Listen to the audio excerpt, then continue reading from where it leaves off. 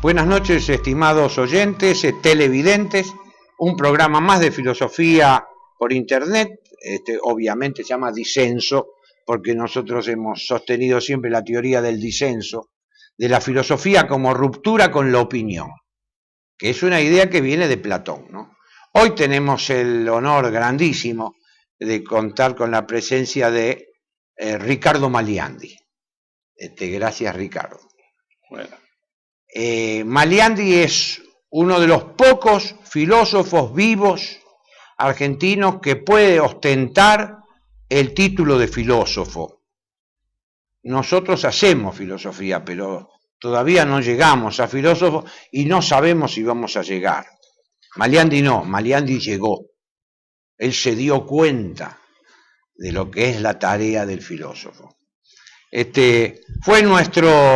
Fue profesor nuestro en la Universidad de Buenos Aires en el momento que nosotros dábamos la última materia, que era ética, y recuerdo bien que la presentación de Maliandi, que fue la primer clase que dio en la Universidad de Buenos Aires, él venía de dar clases en La Plata, venía de Venezuela, enseñar en la Universidad de Oriente, en fin.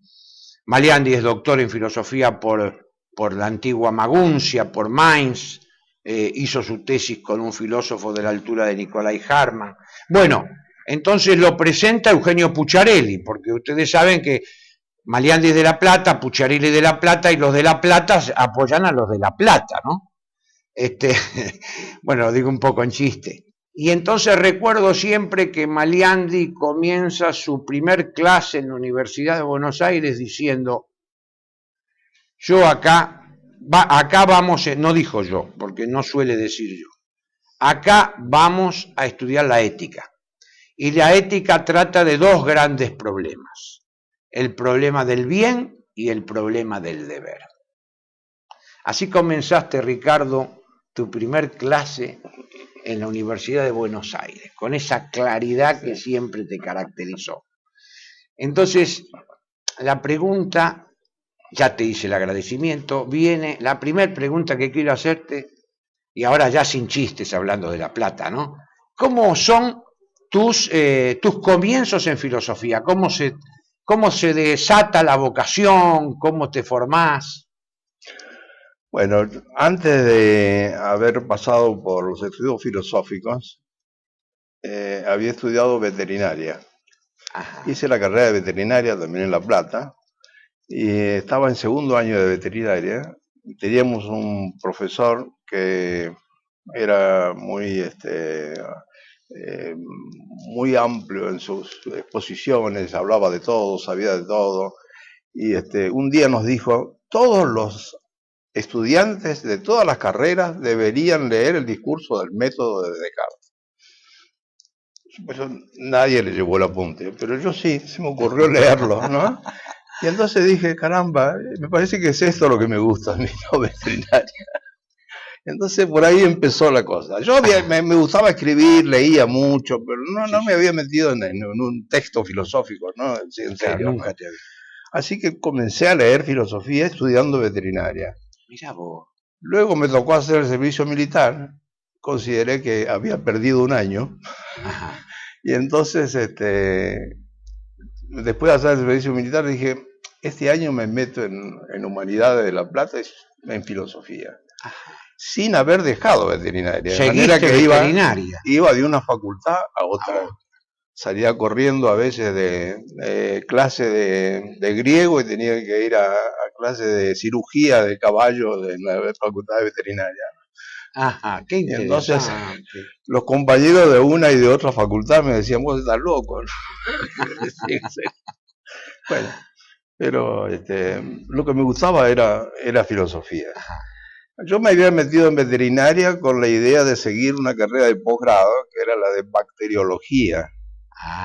Y el camino más corto era veterinaria. Había que tener título de veterinario o de médico o de bioquímico. Para dedicarte a la bacteriología. Claro, quería dedicarme a la bacteriología. Te pasaría como le pasó a Ernst Junger, que era entomólogo. Ernst Junger, el escritor y pensador, ¿no? Que tiene ese diálogo con Heidegger. Él era entomólogo. Se dedicaba al estudio de los bichos, ¿cierto? De los pequeños.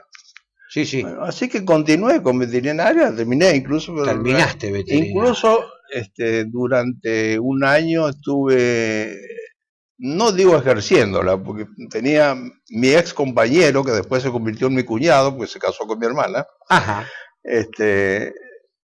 Nos habíamos puesto un negocio de vacunas.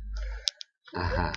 Y seguiste. Y entonces él salía a vacunar, yo me quedaba en el boliche y vendía productos veterinarios y vacunas. Y mientras tanto leía filosofía. Bueno, y en la facultad, ¿quién encontraste como profesores? ¿Hubo alguno que vos recordás o no recordás a ninguno? Sí, claro. ¿Recordás a alguno? Sí, particularmente a Emilio Estiu y a Ricieri Frondizi, ¿no? A Emilio Estiu. Emilio Estiu, además los dos tuvieron mucha influencia en mí, porque Emilio fue el que me introdujo en el idioma alemán. Claro. Él acostumbraba a elegir algunos alumnos y les enseñaba alemán, ¿no? Sí, vos me contaste hace 40 años, no sé si es cierto, una anécdota de cómo tradujo la introducción a la metafísica de Heidegger, Emilio Estiu. Sí. ¿Cómo hizo? ¿Cómo hacía? Que iba no, siguiendo. No, eso era en todos los textos que leía, tenía una capacidad de lectura del alemán directa, traducía directamente cualquier texto, por difícil que fuera, ¿no? Ajá. Pero siempre ponía los dedos sobre el texto, porque marcaba dónde estaba el sujeto, dónde estaba el complemento directo, así, y ¡brum! Armaba la frase inmediatamente, ¿no? Qué bien. Tenía un sistema especial. Tenía un sistema, sí. Que después he tratado yo de transmitirlo a algunos alumnos que he tenido, ¿no? Porque me pareció que era como una deuda que no tenía, así que la he tratado. ¿Y vos lo has usado ese método también? Sí. En alemán. Vos que tuviste que escribir en alemán y estudiar alemán, ¿lo has usado? Sí, después de terminar mis estudios, hice el doctorado en Alemania. ¿Cómo llegas a Hartmann? No, eso es un error. Yo hice la tesis sobre Hartmann, pero Hartmann. No estudié con Hartmann. Cuando yo llegué a Alemania, en el año 60, ya hacía 10 años que se había muerto Hartmann. Claro. Pero me interesaba la filosofía de Hartmann, la había visto con Estiu, por un lado, y también con Frondizi, porque Frondizi se interesaba en la filosofía el tema de los valores. Si tiene un libro sobre Cuando fue mi profesor de ética, que fue el que me metió en la ética también, veíamos Scheler y Hartmann, ¿no? Entre otras cosas. Así que el interés por Hartmann vino también de ahí, ¿no? Y entonces al ir a Alemania y encontrarme además con que los textos de Hartmann tenían la característica de un alemán muy fluido, muy fácil de seguir, no esa cosa dificultosa que tienen muchos autores alemanes, Hegel, Heidegger, ¿no?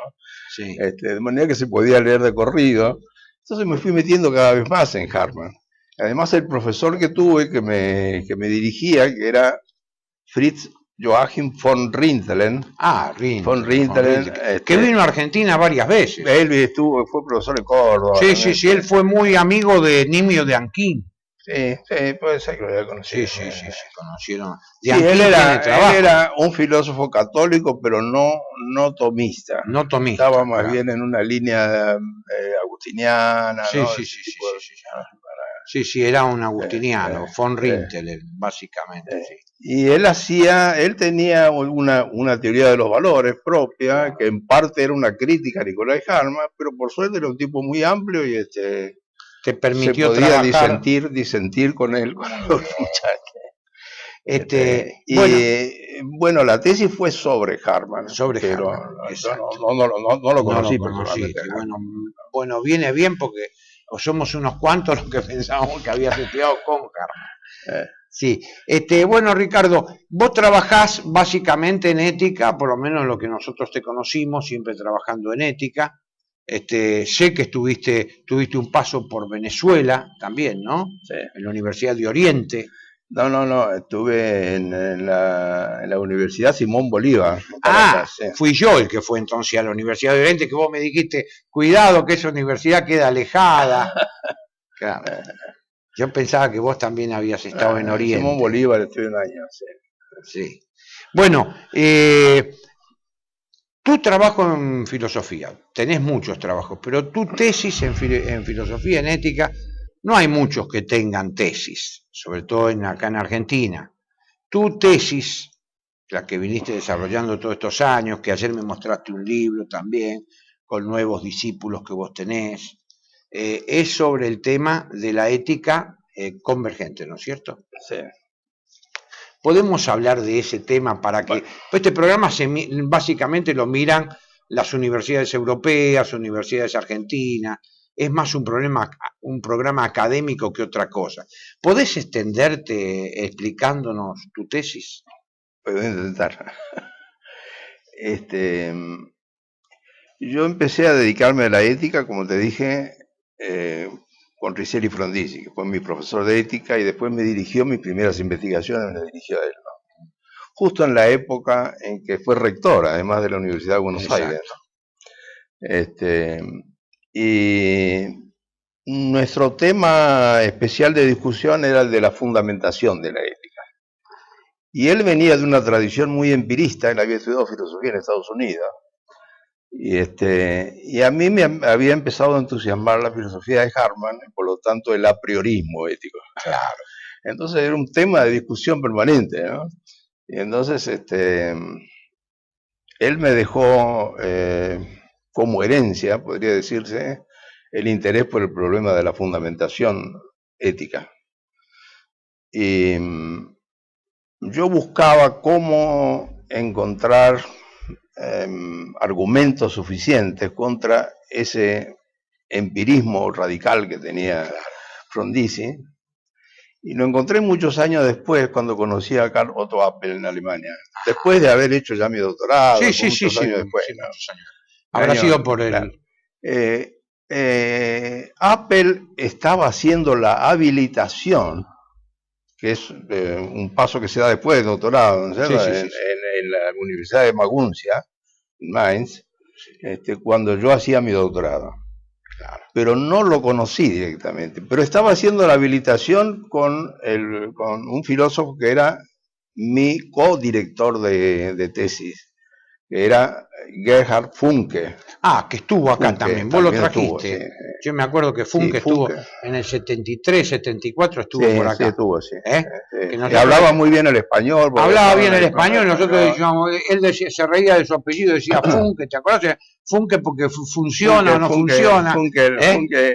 Y nosotros en Lunfardo decimos... Chispa. Claro, ¿no? chispa, y nosotros en Lunfardo que decimos, che, ¿funca o no funca? Y si funciona o no funciona. ¿Prende o no prende? ¿No es cierto? En Lunfardo como decimos funca, que viene de Funke. Bueno. Me acuerdo que hicimos un chiste sobre eso. Sí.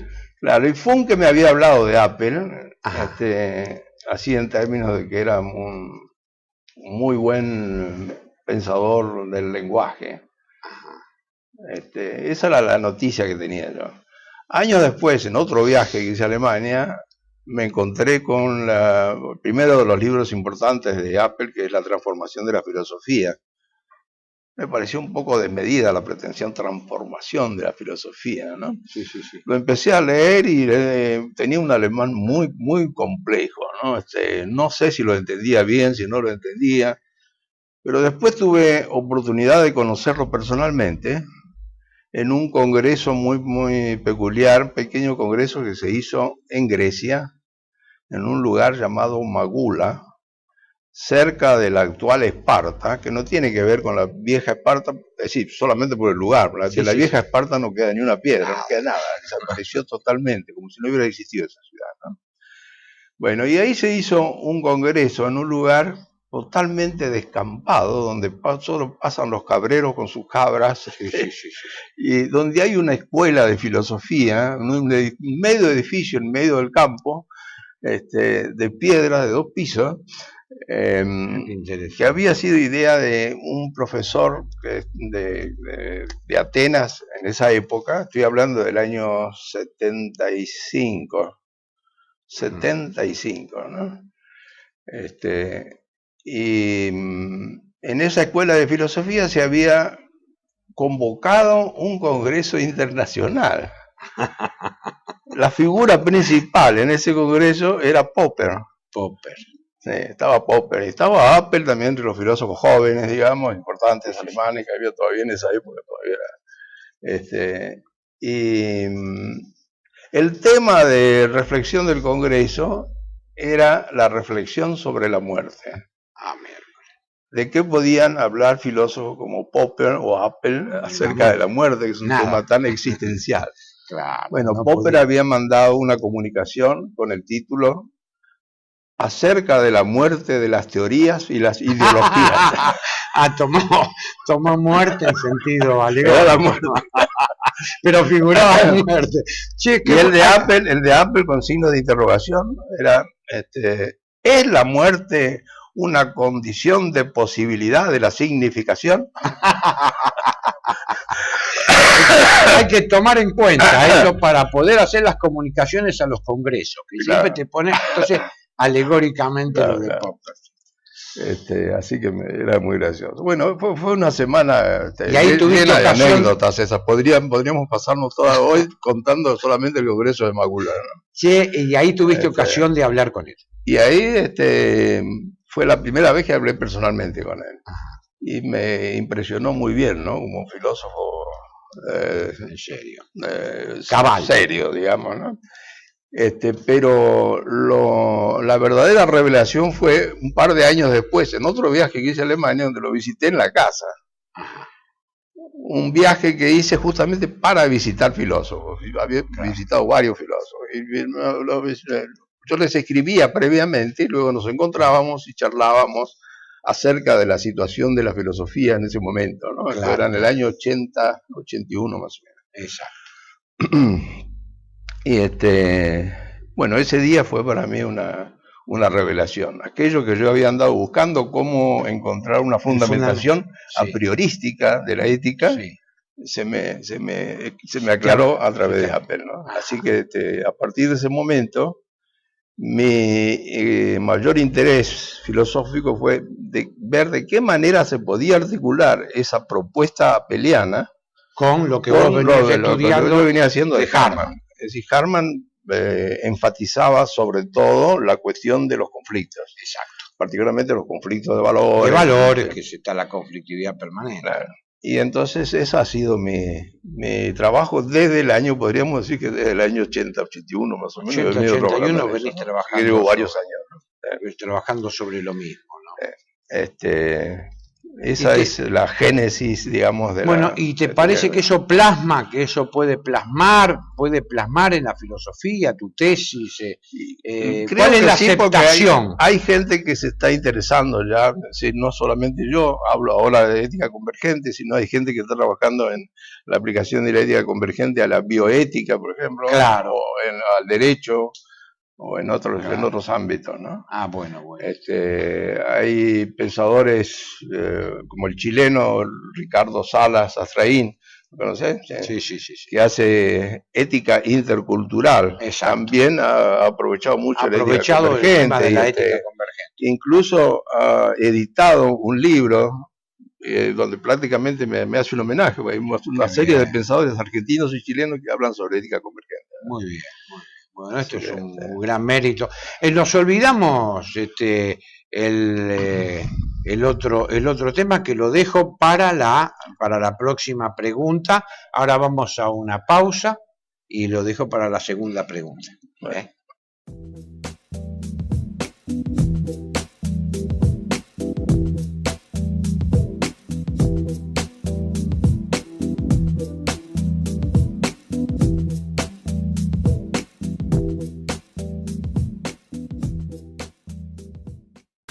Bienvenidos a CEPA, Centro de Estudios del Pensamiento Americano. Nuevo sitio web de cursos de formación en política, filosofía, historia, literatura, geopolítica, religión, psicología y más. Cursos de formación que reflejan el verdadero pensamiento americano. Lo invitamos a elegir el curso de su agrado ingresando en www.cepa.la.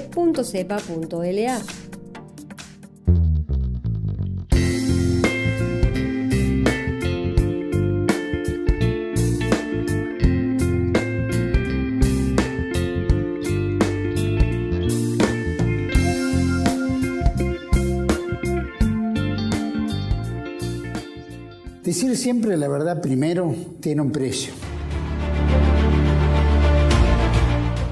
Pero todos los días, en cada programa, en cada reportaje, en cada esclarecimiento, descubrimos que decir la verdad vale la pena. Decir siempre la verdad tiene un precio.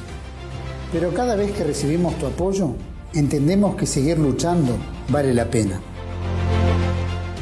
Dependemos de tu ayuda. TLV1, toda la verdad primero.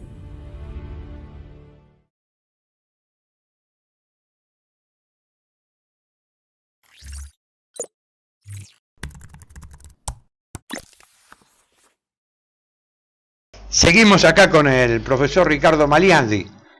Como dije antes, es uno de los pocos filósofos argentinos, genuinamente un filósofo especulativo, y ayer el Estado Nacional le reconoció sus capacidades, y hay que decirlo, nosotros somos críticos al gobierno actual, sin embargo hay que decirlo, un mérito del gobierno actual que le ha reconocido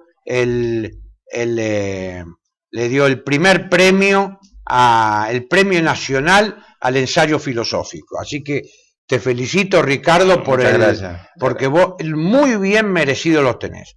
Hubo otros premios en filosofía que fueron más premios ideológicos, es entendible. Siempre los gobiernos tratan de echar agua para su molino. Pero en este caso, nobleza obliga, y el premio nacional de filosofía que le dieron por el año 2012 a Ricardo Maliandi, muy merecido y muy justamente dado está. Yo te felicito. Bueno, no sé si mi felicitación de un alumno a un profesor puede valer, pero bueno. Volvamos al tema de la ética de la conflictividad, que me interesa ese tema. ¿Por qué me interesa, Ricardo? Porque así como a vos te signó en tu pensamiento todo tu trabajo sobre Habermas, y sobre Harman y esta conexión con Apple, y vos haces una imbricación, de alguna manera vos me has asignado a mí en mi forma de pensar, porque vos me dijiste en esa clase inaugural que la ética tiene dos problemas fundamentales, el tema del deber y el tema del bien. Yo con los años leí a un filósofo que a mí me signó mucho, que vos conocés, que fue Otto Volnov. Y ya le agregué un tercer problema, que es el tema de la teoría de las virtudes.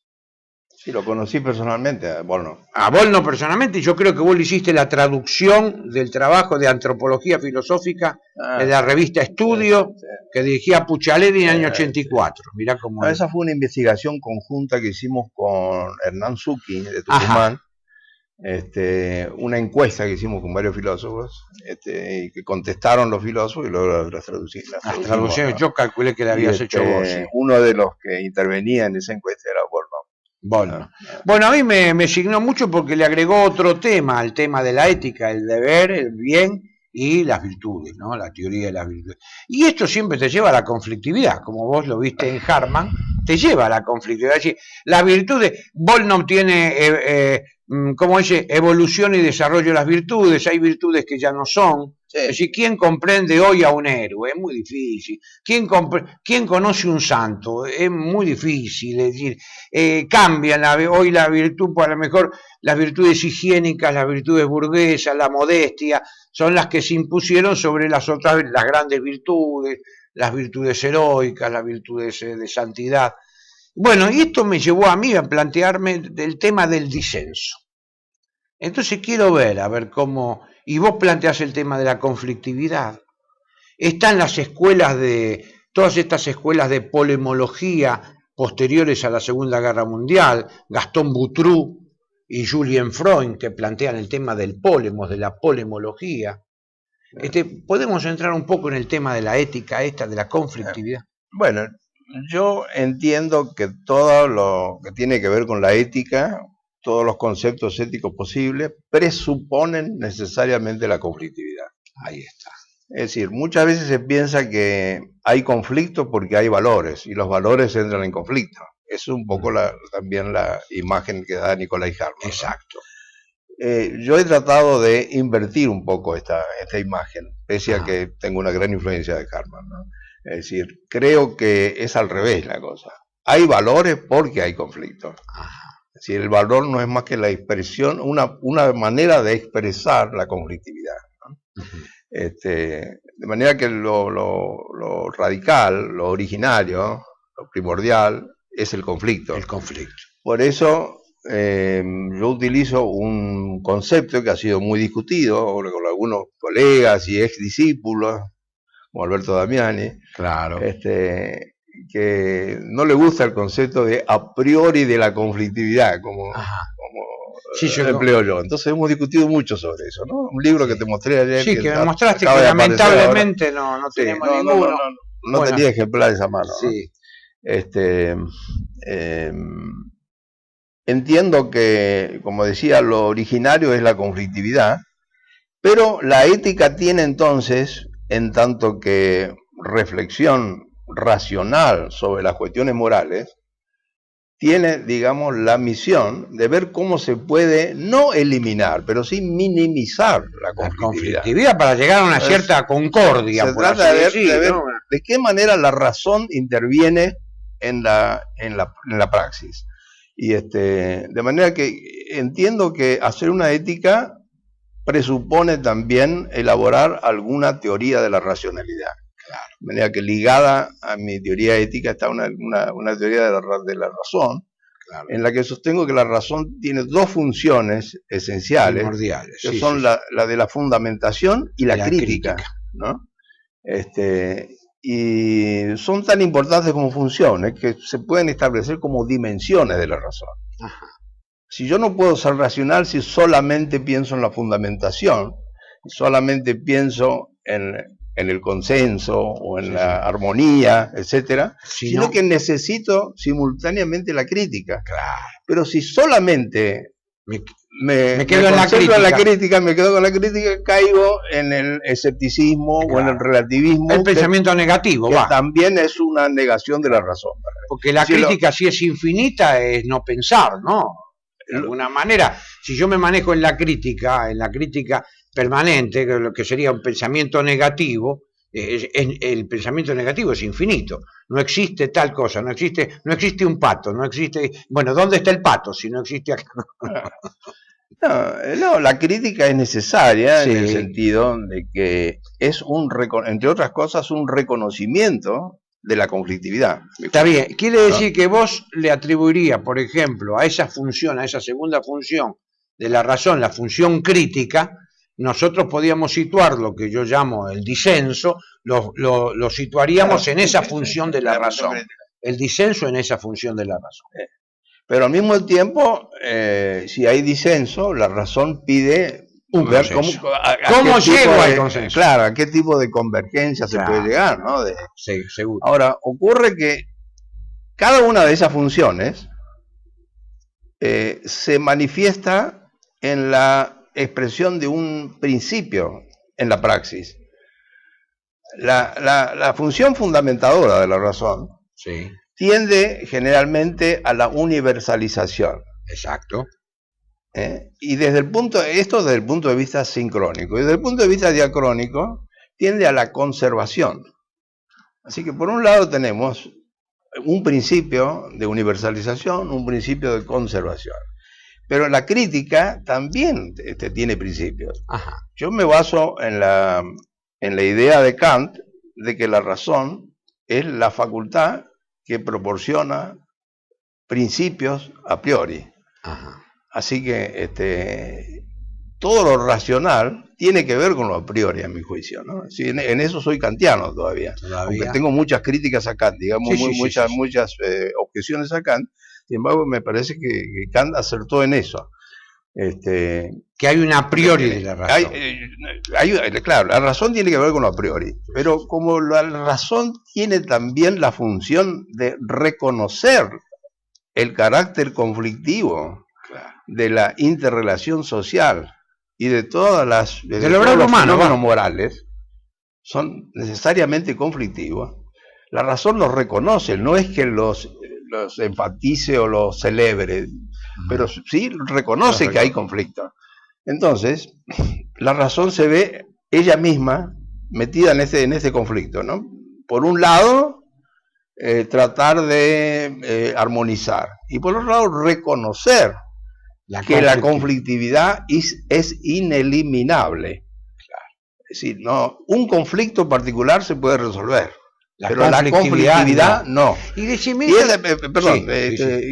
quiero redondear esta idea, ¿no? La democracia, por ejemplo, es un sistema político que consiste en reconocer la conflictividad. En cambio, todo sistema totalitario pretende eliminar los conflictos y que todo se organice de un solo lado. Exacto. La democracia no pretende eso, sino reconocer que siempre tiene que haber disensos y consensos. Tiene que haber las dos cosas. Sí, ¿no? por eso reconocer hoy, hablando en tema, el disenso tiene que ver con el obrar, ¿no es cierto? Básicamente, reconocer, profundizar la democracia es ejercer el disenso.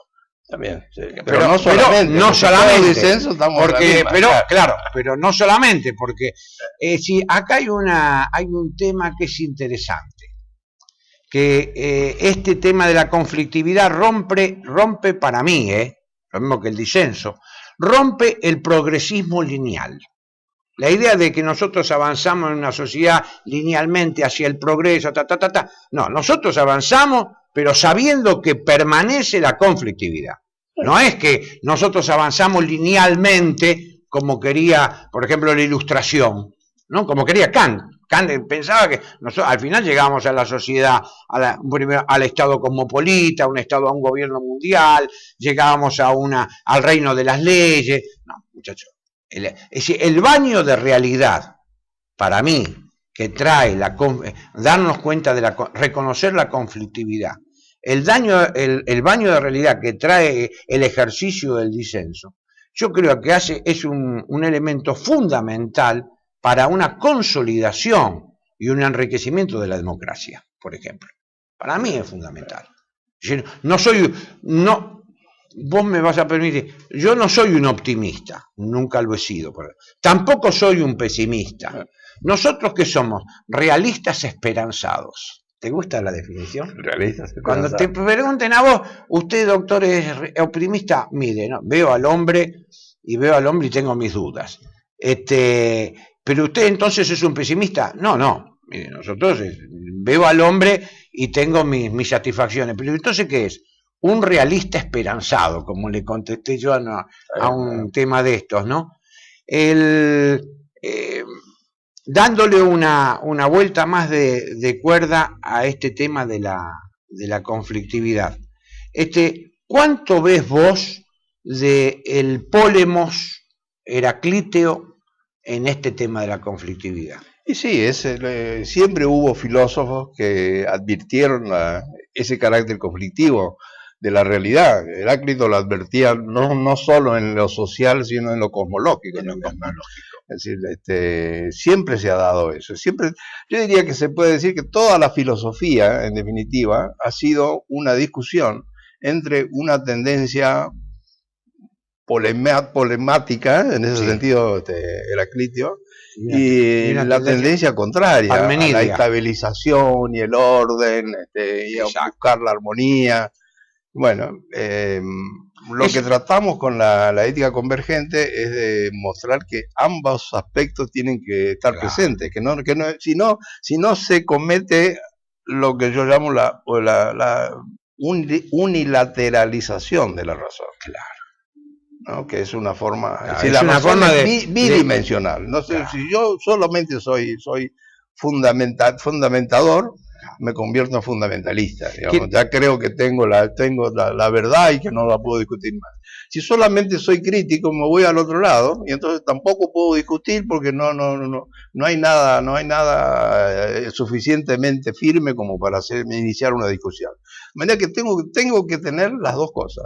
La razón está ante esta situación paradójica de que tiene que confiar en sí misma y desconfiar de sí misma a la vez, pero a la vez, no primero uno lo otro, sino la verdadera razón tiene que confiar y desconfiar de sí misma. Esa es la razón. Qué interesante. Habría sería bidimensional la razón. Bidimensional. Una función bidimensional. Y esto es lo que explica la existencia de varios principios y no un solo principio ético. Pero no infinitos principios tampoco. 4 principios. A ver. Son 4 principios. Y la bioética los ha descubierto bien. La bioética, el principialismo bioético habla de 4 principios, ¿no? Exacto. Habla del principio de no maleficencia, el principio de beneficencia, el principio de justicia y el principio de autonomía. Exacto. Para mí el principio de justicia es el principio de universalización. El principio de autonomía es el contrario, el principio de individualización. Y esto es un descubrimiento que había hecho Hartmann, ya, es decir, que el imperativo ético no tenía que ser meramente universalista como quería Kant, sino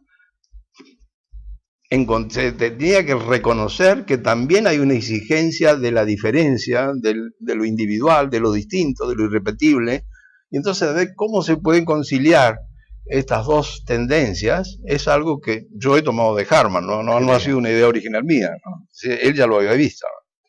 Y por otra parte, Hartmann hablaba de la antinomia ética fundamental, Sí.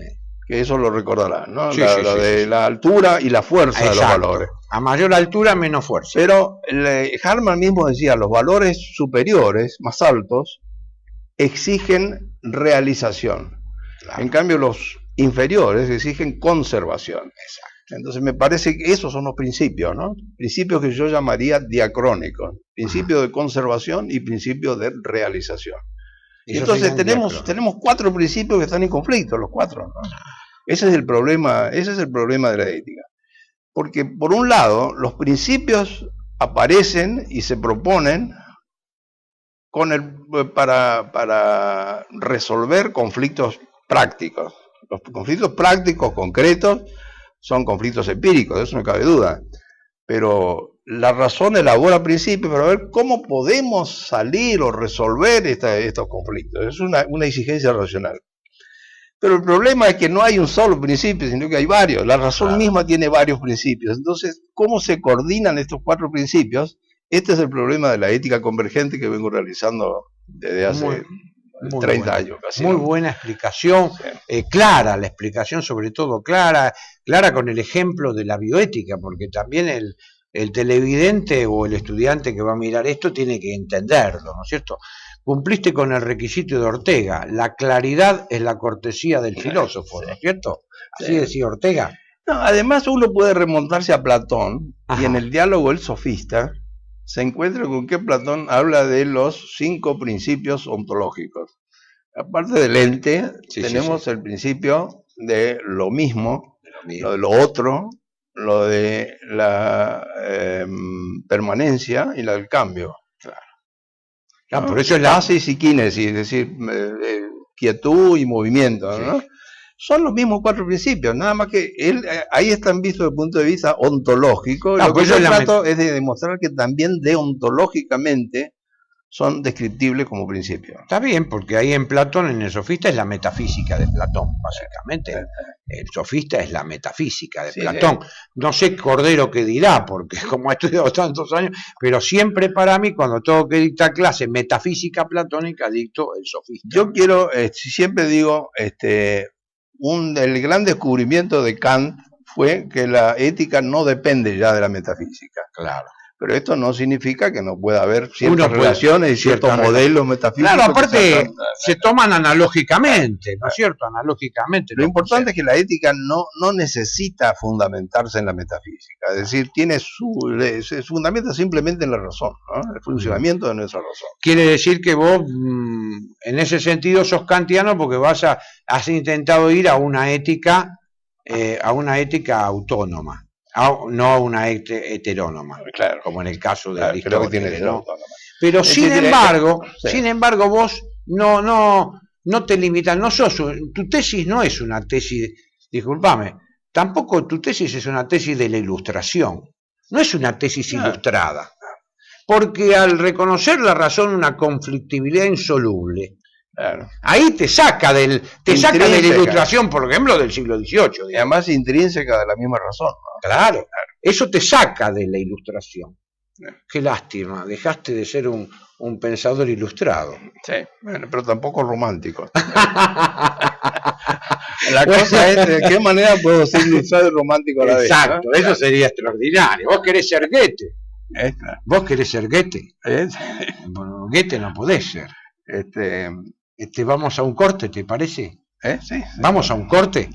Bueno, hacemos un corte y volvemos enseguida.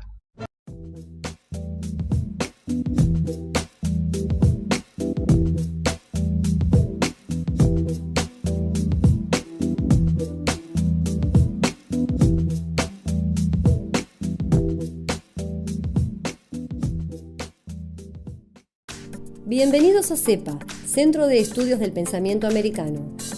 Nuevo sitio web de cursos de formación en política, filosofía, historia, literatura, geopolítica, religión, psicología y más. Cursos de formación que reflejan el verdadero pensamiento americano. Lo invitamos a elegir el curso de su agrado ingresando en www.cepa.la.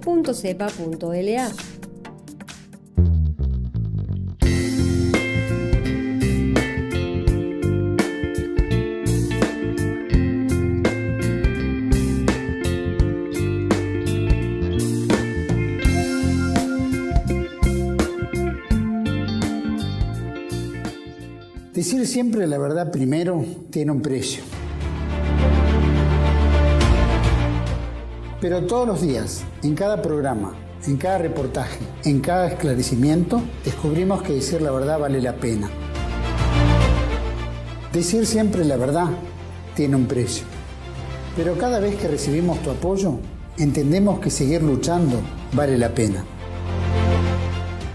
Dependemos de tu ayuda. TLB1. Toda la verdad primero.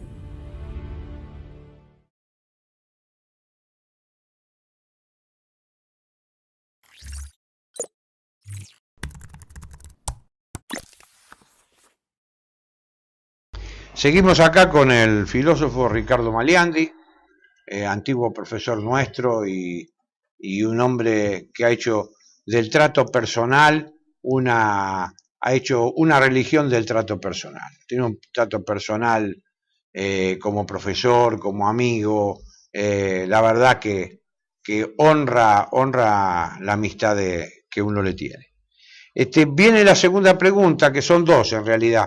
Ricardo, tu experiencia de medio siglo de enseñanza de filosofía, prácticamente medio siglo, filosofía en América has enseñado, en Argentina particularmente, ¿cómo has visto estos 50 años? ¿Cuál es, si es que tenés una visión general de la filosofía argentina, y cuál es tu visión actual de la filosofía en el orden internacional? Sí. Yo no me he dedicado particularmente a la historia de la filosofía, que es en realidad lo que tiene que ver con esto, ¿no? Para tener la imagen de... Ni tampoco a lo que se suele llamar historia de las ideas, ¿no? Claro, que es pero te pregunté cómo las has siempre vivido, uno está ¿no? en contacto con los que hacen este tipo de filosofía. Se ha hablado mucho de una filosofía no solo argentina, sino latinoamericana. Lo que ha caracterizado más esto no ha sido solamente lo de nuestro país, sino el hecho de que hay un cierto espíritu filosófico latinoamericano. Creo que es cierto, pero a veces se ha exagerado esto y se ha hecho una crítica radical a todo lo que sea pensamiento europeo. De eso no nos podemos librar, no podemos filosofar con los aborígenes solamente, ¿no? De manera que el pensamiento europeo se ha impuesto no solo en Latinoamérica, sino en el mundo. El pensamiento europeo de los siglos, del siglo XVII, XVIII, XIX, ¿no? ha sido fundamental en filosofía, ¿no? De cualquier manera, yo he tenido muchas discusiones incluso con Enrique Dussel, que es el representante de la ética de la liberación, ¿no? Argentino que está en México ahora. La filosofía de la liberación, claro, sí. Estuvimos con él ahora hace poco porque estuvo en Buenos Aires. Sí, le dio un honoris causa en la Universidad de Buenos Aires, ¿no? Creo que no sé si llamarlo error, pero el supuesto o el prejuicio que suelen tener los latinoamericanistas es que tienden a ver toda propuesta universalista como un producto del imperialismo, como una manera de imposición y de dominio. Exacto. ¿No? Yo digo, bueno, en ocasiones puede ser, pero no en todos los casos. En todos los casos, porque la filosofía tiene que buscar también la universalidad. Claro. La expresión filosófica más acabada es cuando vos cumplís con aquel viejo dicho: pinta bien tu aldea y pintarás el mundo. O no tenemos... O no, si uno hace filosofía tiene que tener la pretensión de universalidad. Claro. Si no, no hacemos filosofía. No, pero además hay que ver esto, ¿no? Que Dussel ha tenido varias discusiones con Apple. Sí, Apple conozco. Es un universalista. Sí. Pero al mismo tiempo hay que ver que la ética de la liberación de Dussel, que es su libro más importante, quizás con toda la gran producción que tiene, está dedicado, entre otros, a Rigoberta Menchú, al Ejército Zapatista de Liberación, y entre otros a Carl Otto Apple. Porque se dignó a dialogar con los latinoamericanos. ¿No? Y bueno, pero vos fíjate que eso, que vos que lo decís tan buenamente, ¿no? Porque vos has tenido diálogo con Apple, pero vos no te planteaste como un latinoamericano. Vos no se te va a ocurrir nunca hacer filosofía. No, pero escúcheme, Apple, pero mire, usted tiene que saber que yo soy latinoamericano. No, vos sos un hombre sin más. Sos el hijo de un anticuario de La Plata que estudió filosofía, que estudió veterinaria y que se plantea un problema filosófico que busca resolverlo. Es decir, tu crítica, que es una crítica suave, que es una crítica elevada, converge con aquella crítica que le hace Luis Villoro, este filósofo mexicano. Luis Villoro, no sé si Villoro, sí, ¿no? Que es el de lo mejor que tiene México. Le dice, bueno, ¿qué pasa con el tema de la filosofía de la liberación? El tema de la filosofía de la filosofía esta de la liberación latinoamericana o latinoamericanista es más un programa que un desarrollo, dice él. Es más un programa que un desarrollo. Yo creo que ha sido necesario, porque la filosofía ha sido una oportunidad de denuncia de la dominación a la que han sido sometidos los pueblos latinoamericanos durante mucho tiempo, ¿no? Sí. De manera que me parece, estoy de acuerdo en esa denuncia y en esa actitud. Yo estoy muy de acuerdo, quizás en eso no coincidimos, ¿no? Pero yo estoy muy de acuerdo con esta tendencia actual de unificación de los países del Mercosur y de Latinoamérica. Me parece que es un gran paso que se está dando y muy importante. Y la filosofía no puede permanecer totalmente al margen de eso. De alguna manera tiene que proporcionar una interpretación. Pero también, por otro lado, creo que el pensamiento, hay un pensamiento universal que no es necesariamente europeo, sino es el producto de lo que es la razón humana. Y entonces uno puede decir también filosofía de Occidente y filosofía de Oriente. Sin embargo, hay motivos y hay temas que son comunes. Son comunes la filosofía occidental y oriental, ¿no? Así que no hay... De nuevo estamos en el problema de la conflictividad, el aspecto de la individualización o diferenciación y el aspecto de la universalización. Los dos elementos tienen que estar presentes, si no, uno no opera de manera racional. Yo en ese sentido me opongo al tema de que nosotros seamos definidos incluso como latinoamericanos, porque eso es una barbaridad. De latinos son los del Lacio, los que nacen en el Lacio. Nosotros somos argentinos. En todo caso, nosotros podemos ser hispanoamericanos. Yo que soy criollo, digo hispanoamericano, lo prefiero a latino. Latinos son los del Lacio. Ningún descendiente de italiano que se precie de tal se va a decir, yo soy latino. Te va a decir, no, yo soy piamontés, yo soy calabrés, yo soy siciliano. Latinos solo son los del Lacio. Es interesante ese tema. Pero yo quiero insistir en algo que vos decís, por eso le planteé cuando fui a dar los seminarios a la Universidad de Barcelona, le dije, no quiero hablar de la filosofía latinoamericana, yo quiero hablar de la filosofía de las identidades. Porque el tema fundamental, y en eso sí rescato la filosofía de la liberación, en la medida en que se ocupa del tema de la identidad, el tema de la singularidad. La singularidad... Y en ese sentido yo soy deudor, así como vos sos deudor de dos autores, yo soy deudor de dos filósofos argentinos. Soy deudor tuyo sobre el tema de la conflictividad, sobre el tema del valor, sobre el tema... Y soy deudor de Dianquín cuando plantea en el año 55 un tema interesante que se llama el ser visto desde América. Entonces dice, pensemos en la singularidad americana, sin dejar de pensar en la universalidad de la filosofía.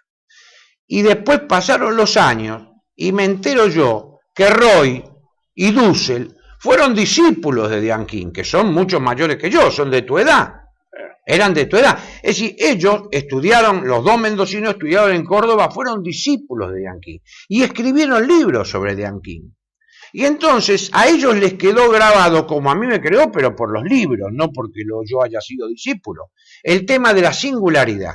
Y si vos lees uno de los mitos más guardados de la filosofía argentina, es el mito que han creado estos filósofos de la liberación de con la cola borrar la huella como el zorro en el monte, porque detrás de ellos está Dianquín. Mirá lo que yo te digo.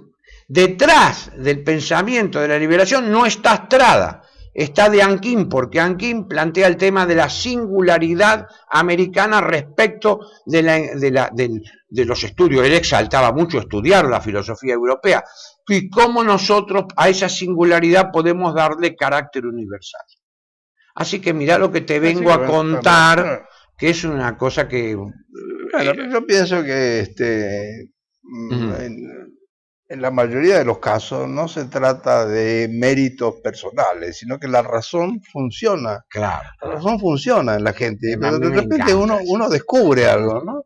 Se descubre. Yo creo que la filosofía tiene ciertos descubrimientos, ¿no? Hace descubrimientos, sí, hace. Y decime, ¿cómo viste el tema en estos 50 años, el desarrollo de la filosofía en el mundo en general? ¿Vos has tenido siempre una idea de, bueno, se desarrolla tal corriente, tal otra, o no? ¿O vos a eso no te ha incidido para nada? El tema del marxismo, el postmarxismo, ¿te ha incidido en vos? Sí, sí, en este caso el postmarxismo, por ejemplo, tenemos un argentino que está en Inglaterra, que es Ernesto Laclau, que está en esa posición, y también coincidimos, ¿no? Lo que él dice, en definitiva, es que no puede dejar de haber antagonismos sociales. Claro. Y bueno, es lo que yo digo cuando hablo de la priori y de la conflictividad, así que estamos en una... creo que, por otro lado, el marxismo ha tenido su inconveniente de la fracasada experiencia soviética, claro, pero que el marxismo es una filosofía de gran importancia, ¿no? Sí. Siempre recuerdo cómo comienza la historia del marxismo de Kolakowski, que empieza con una frase muy simple, ¿no? Marx fue un filósofo alemán. y enseguida dice, bueno, se dirá que esto es obvio. Y dice, bueno, pero también hubo quienes, por ejemplo, no recuerdo a quién cita, que daba un curso famoso sobre la historia de Inglaterra, y comenzaba diciendo, señores, Inglaterra es una isla. Claro.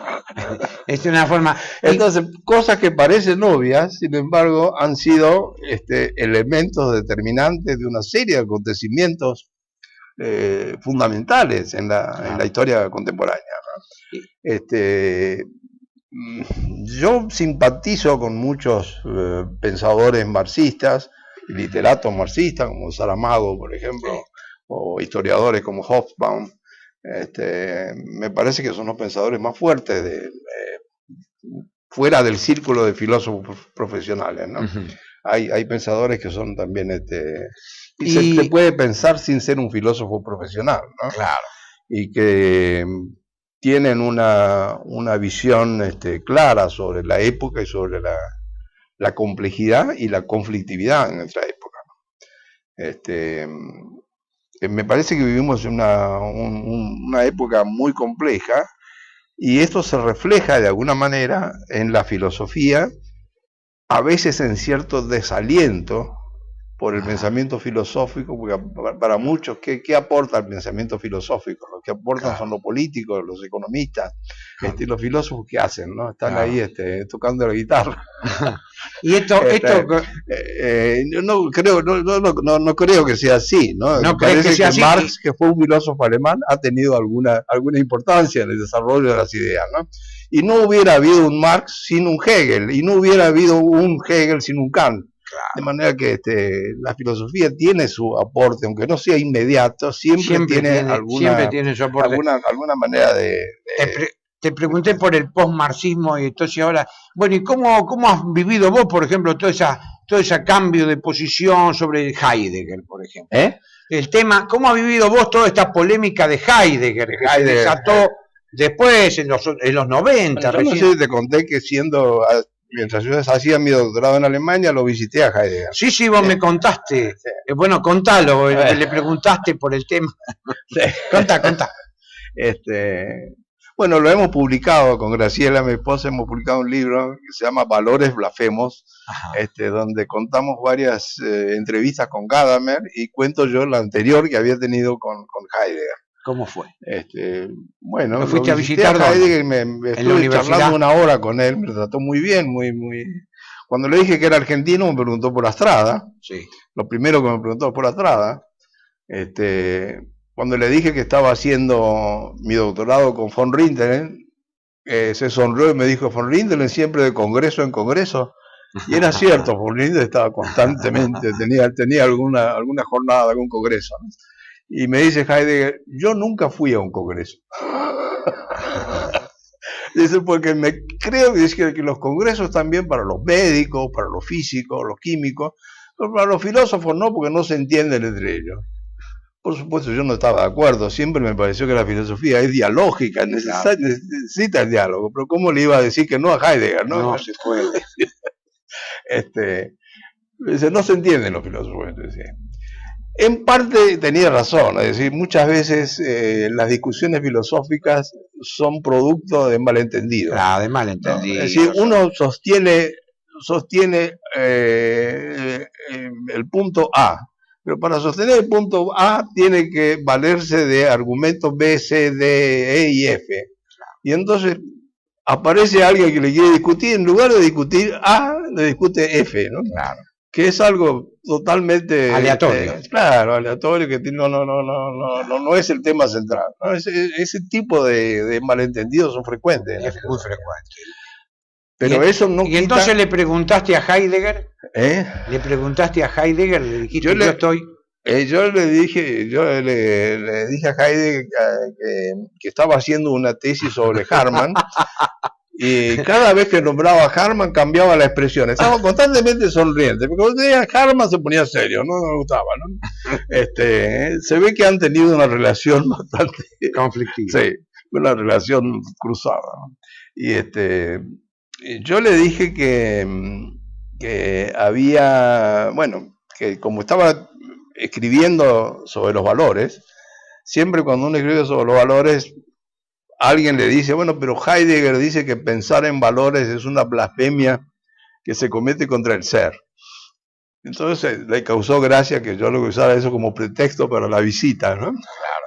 Pero me dijo, pero yo escribí eso pensando en Rickert, que había sido mi maestro, Heinrich Rickert, y no en Max Scheler. Claro. Dice, yo era muy amigo de Max Scheler, y además le tenía gran respeto y esperaba la crítica que iba a hacer de Ser y Tiempo. Era la crítica que más me interesaba y se murió justo cuando me la había prometido y se murió antes, ¿no? Sí. Había leído. Y entonces te dijo de Harman, me acuerdo porque vos me la contaste hace 40 años esta anécdota, y dice, yo estoy haciendo la tesis sobre Harman, y dice, bueno, Harman es un cielo de valores. Te dijo así una cosa. No, esa era una frase que yo conocía y se la comenté a Gadamer en otra visita que tuvimos. Gadamer fue el principal discípulo de Heidegger, ¿no? Sí. Lo visitamos varias veces, incluso con Graciela, estuvimos en la casa de Gadamer muchas veces, ¿no? Y yo le dije esto de que yo tenía entendido que era una frase de Heidegger, y me dice Gadamer, no, esa frase es mía. Dice, yo se la dije a Harman. Dice, porque Harman, además de filósofo, era astrónomo. Astrónomo amateur, ¿no? Amateur. Pero tenía un inmenso telescopio en la casa y tomaba nota del paso de los astros y las estrellas, se la tomaba muy en serio la astronomía. Sí. Y dice, una noche me tuvo toda la noche anotando pasos de estrellas y cometas y cosas por el estilo. Y entonces cuando en una oportunidad yo le dije, lo que usted hace, la axiología que usted presenta es una astronomía de los valores, ¿no? Astronomía. Ahí está. Muy interesante esta anécdota esta anécdota con Heidegger, así que lo tienen todo eso relatado en un libro. ¿Sobre qué? ¿Sabes? Esta anécdota Está en el libro, sí, que se llama Valores Blasfemos. Por eso de que es una blasfemia pensar en valores, ¿no? Bueno, vamos por la última pregunta. ¿Qué nos está permitido esperar? En el caso tuyo. La última pregunta kantiana. Bueno, ya que hablamos de Kant, la última de las preguntas. ¿Qué nos Eso, está el permitido sentido esperar personal, de Maliandi? Sentido, ¿Cuáles son tus proyectos? Bueno, En fin. yo sigo con esto y estoy terminando el último tomo de la ética convergente. Ajá. Aparecieron 2. Ajá. Siguiendo el sistema de Harman, he hecho el primero como fenomenología de la conflictividad, el segundo es una aporética de la conflictividad, y el tercero, que espero terminar pronto, se va a titular Teoría y Praxis de la Convergencia, donde se propone la manera en que se puede, no digo eliminar, pero minimizar la conflictividad. ¿Sí? Eso me parece que esa es la misión de la ética en tanto que disciplina, ¿no? Bueno, es una obra.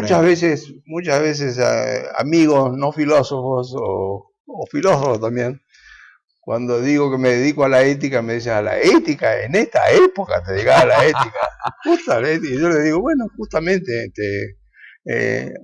antes de que conociéramos el agujero de ozono, nadie hablaba del ozono, ¿no? Sino que hablamos cuando sabemos que está faltando. Exacto. ¿No? Y bueno.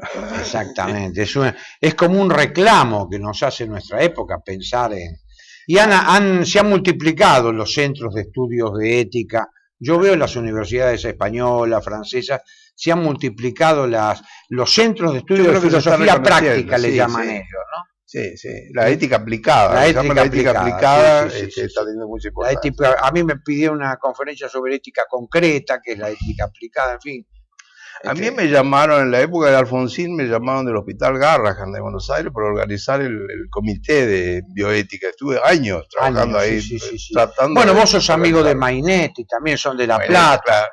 ¿No? De José Mainetti. Claro, Mainetti fue el que trajo la bioética. Trajo acá. De los y centros. Después yo te fui siguiendo los pasos porque vos hablaste en la Universidad de Córdoba de bioética y después me invitaron a mí en medicina. Y me dice, acá estuvo un filósofo Maliandi. Y le digo, sí. Le digo, mire que Maliandi mal acaba, le digo. Sí. Así que ahora me van a escuchar a mí, pero te habían escuchado a vos y yo les hablé muy bien. Y ahora se podría decir que el que no corre, vuela. El que no corre, vuela. Bueno, Ricardo, ha sido un placer tenerte acá. Y esperamos que en alguna otra vez tengamos otra ocasión de hacerlo, si es que estos programas duran, ¿no? Uno nunca sabe. Gracias por todo. Bueno, gracias por esta invitación. Bueno, gracias.